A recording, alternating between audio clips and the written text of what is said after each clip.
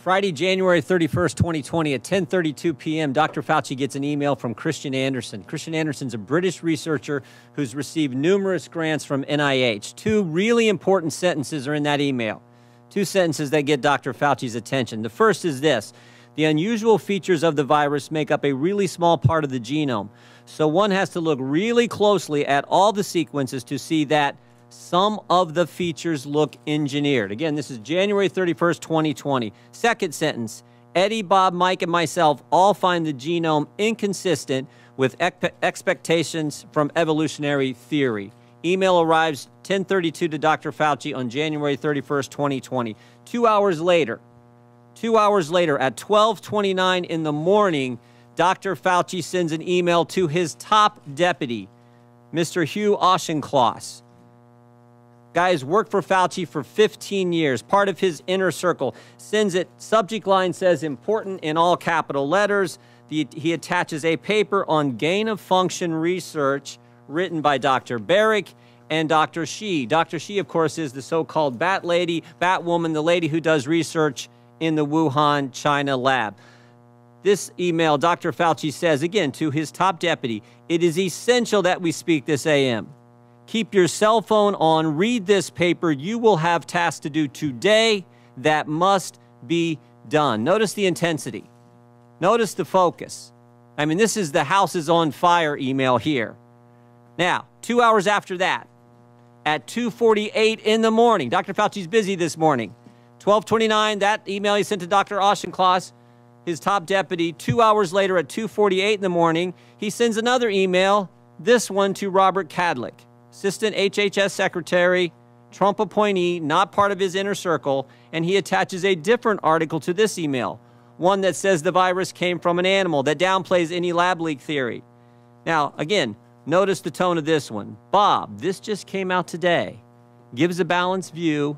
Best, Tony. I mean, totally different from the previous. This is one like, oh, if you get a chance, read this, gives a balanced view. So the tone is different, but also that sentence, gives a balanced view, it's not true either. That's just not accurate. This article downplays, as I said, the lab leak theory, emphasizes evolutionary cause to the virus. What happens next? What happens next? Later that same morning at 11:47 a.m., Dr. Fauci's deputy gets back to him. I just want to read you this whole email. The paper you sent me, the one he sent him on, that was written by the virologist from Wuhan, China, and Dr. Barrick, the paper you sent me says the experiments were performed before the gain-of-function pause, but have since been reviewed and approved by NIH. Not sure what that means, since Emily, someone else who works for Dr. Fauci, is sure that no coronavirus work has gone through the P3 framework, which, of course, is the oversight body that's supposed to approve any grant dollars going for gain-of-function research. No coronavirus work has gone through the P3 framework. Final sentence, she will try to determine if we have any distant ties to this work abroad. She will try to determine if our fingerprints are on any of this. All these emails happen in 13 hours. So 13 hours after Dr. Fauci gets the initial email from Christian Anderson saying, looks like this virus is engineered, not consistent with evolutionary theory, Dr. Fauci knows some important facts. First, Dr. Fauci knows there's a lethal virus on the loose that started in Wuhan, China. Second, he knows the American taxpayers have funded gain-of-function research in Wuhan, China. Third, he knows that the research grant didn't go through the required oversight board. Fourth, he knows the virus, quote, looks engineered and, quote, not consistent with evolutionary theory. And finally, fifth, Dr. Fauci knows he may have ties to this work in China. His fingerprints, in fact, may be on this. So what does Dr. Fauci do next? After he says, oh, whatever, what does he do next? He organizes a conference call for later that same day. I mean, this is the busiest 24 hours I think I've ever seen. He organizes a conference call, 12 people on the call. Dr. Fauci and 11 virologists from around the world. Virologists who've gotten millions of American tax dollars over the past several years. Now look at this list. Here's the list of people. There's only 2 Americans on the list, Tony Fauci and one other. Most of them are from around the world, as I said.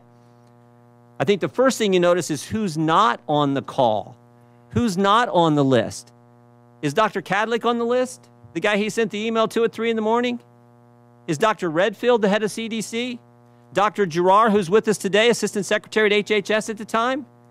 Dr. Birx, the lady who's soon to be COVID response coordinator. In fact, there's no one from the government on the call except Tony Fauci. Tony Fauci and 11 other individuals who got a bunch of American tax dollars over the years. What happened on the conference call? The short answer is we don't know. We don't know what they talked about. I mean, I think we got a good idea. We don't know for sure, but we do know what happened 4 days later. 4 days later, February 4th, 2020, Christian Anderson, the guy who started it all, who said the virus looks engineered, Christian Anderson said this 4 days later. Quote, the crackpot theories going around at the moment relate to this virus being somehow engineered. That is demonstrably false, close quote. What? In 4 days, this guy went from this looks engineered to now that's demonstrably false. 4 days, he went from this isn't consistent with evolutionary theory. Now we know it's totally evolutionary. But it gets even better. It gets even better. Mr. Anderson and 3 of the other people on this call write an article a few weeks later that says COVID is not a laboratory construct. And while they're writing that article, there's an email from March 6 where Mr. Anderson offers to let Dr. Fauci edit the article before it's published. And here's the kicker. Here's the kicker. When the article is published, Dr. Fauci cites it at a White House press conference when he is asked by a reporter about the origin of the virus.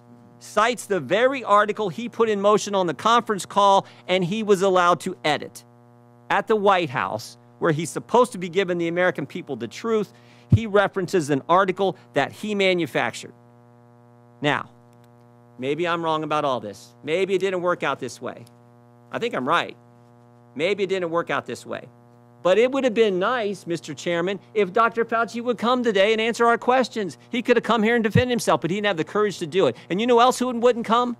Remember that email about the P3 framework?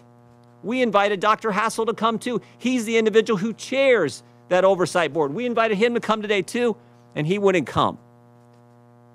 I'm convinced these guys knew right from the get-go what the truth was, and they misled the American people. Oh, here's the other thing. You know that conference call? That conference call? We got the emails regarding the conference call from February 2nd.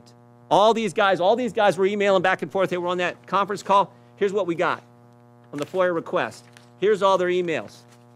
Every single thing is redacted. Every single thing is redacted about what took place in that conference call, because I'm convinced it was at that conference call where they said, we got to cover our tracks. And again, maybe I'm wrong. Maybe I'm wrong.